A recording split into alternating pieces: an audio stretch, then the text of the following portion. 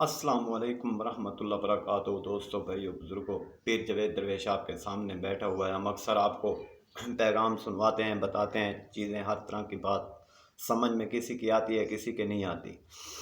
जैसे आज एक वक्त चल रहा है, इन दिनों में रोज़े हैं हमारे, हर किसी के, हर इंसान रोज़े रख रहा है अल्लाह पाक से क़ुर्बत हासिल करने के लिए, अल्लाह पाक से एक रहम हासिल करने के लिए नमाज़ें भी पढ़ते हैं, तराबियाँ भी पढ़ते हैं। ये सारा यानी कि एक सिलसिला चला हुआ है। इस महीने के अंदर एक शैतान को कैद कर दिया जाता है।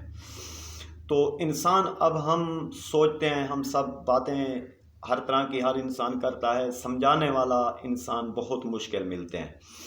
दूसरी बात ये, मैं ये बता रहा था, जैसे कि आज रोज़ा रख के हमने अपने आप से एक वादा किया होता है, ताकि यार मैं ये चीज़ खाऊंगा तो मेरी सोच, मुझे दिमाग, मेरा दिल क्या कहता है, मैं ये चीज़, इस चीज़ को इस्तेमाल करूं या इस चीज़ को ना करूं, मैं रोज़ा रखा है, मेरा रोज़ा है। एक कहता है रोज़ा है, एक कहता है रोज़ा नहीं है। ऐसे ही एक हमारे दिमागों के अंदर, हमारे दिल के अंदर कशमकश चलती रहती है।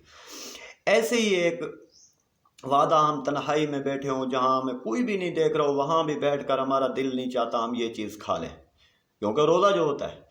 ऐसे ही एक वक्त मैं आपको बताता हूँ, मैदान करबला का वाक़या छोटा सा शेयर करता हूँ। जैसे कि हज़रत इमाम हुसैन अलैहिस्सलाम मैदान करबला में आए, मैदान करबला का टाइम चलता रहा। 7वीं मुहर्रम को रोज़ा रखा मेरे सरकार ने, 10 मुहर्रम तक 3 दिन का रोज़ा। आज जैसे एक इस वक्त में रोज़ा रखते हैं हम इंसान, सुबह 12 घंटे का रोज़ा रख लें या 14 घंटे का, सुबह से लेकर शाम तक हम कुछ न खाते हैं न पीते हैं। ऐसे ही एक 3 दिन तक, 3 दिन 3-4 रातें भी हैं उसमें शामिल, और मुसलसल इतना टाइम कुछ ना खाना ना कुछ पीना।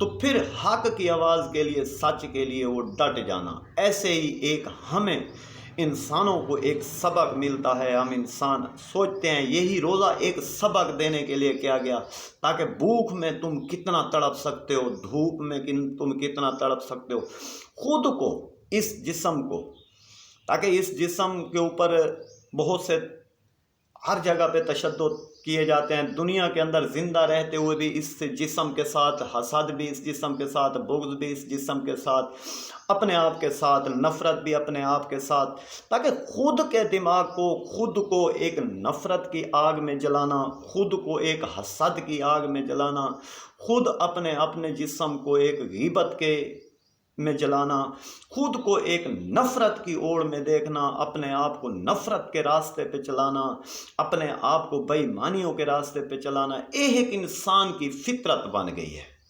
इंसान की सोच बन गई है। इंसान के दिमागों के अंदर वो शैतान के वसवसे भर चुके हैं, इतने सब भर चुके हैं, ताकि वो इंसान अब वहाँ से वापस हट नहीं सकते।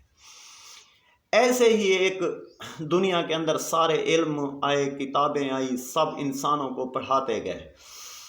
कोई मदरसों के अंदर कोई कौन सा इल्म पढ़ लिया, किसी ने कौन सा इल्म पढ़ लिया। ऐसे ही एक इल्म पढ़ के आज एक इंसान सब कुछ पढ़ चुका है, सब कुछ पढ़ाई कर रहा है, खुद अपने आप को, अपनी अना को, अपने अंदर जो बातें, मुंह से निकले हुए अल्फाज, कानों ने सुने हुए अल्फाज, आंखों ने देखे हुए चेहरे, देखी हुई बातें, आंखों से देखकर, कानों से सुनकर, ज़बान से हम बोल नहीं सके।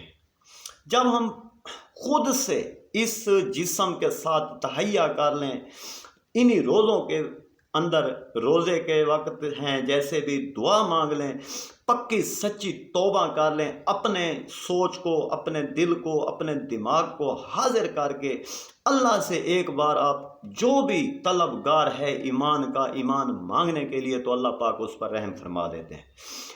जो मांगने वाले रहम नहीं है, तो फिर पहले भी शैतान, बाद में भी शैतान, उनका रोज़ों के साथ भी कोई ताल्लुक़ नहीं। जैसे फिर भूखा प्यासा रहने से भी कोई ताल्लुक़ नहीं। जब हम इंसान नमाज पढ़ते हैं तो माफ़ी मांगने के लिए पढ़ते हैं, रोज़ा रखते हैं तो अल्लाह से माफ़ी मांगने के लिए पढ़ते हैं। जब तुम इंसान, जब मैं इंसान अपने आप को, अपने वजूद को पाक करूँगा, साफ़ करूँगा, अपने वजूद को, अपने वजूद के ऊपर जो गुनाह के وزن چڑھے ہوئے ہیں، ان کو اپنے وجود کے اوپر ایک پریشانیاں ہیں، ان کو حل نہیں کر سکتا، تو پھر اللہ پاک انسان پر رحم نہیں کرتے۔ اگر میں حل کرنے کی اپنے دماغ میں ایک قسم کھا لوں، دماغ جان کے ساتھ ایک قسم کھا لوں، سوچ رکھ لوں، اللہ پاک مجھ پر رحم کریں، میں اپنی سوچ ویسی بنا لوں، تو اللہ پاک ویسا ہی ایک کرم کرتے ہیں۔ السلام علیکم ورحمۃ اللہ وبرکاتہ۔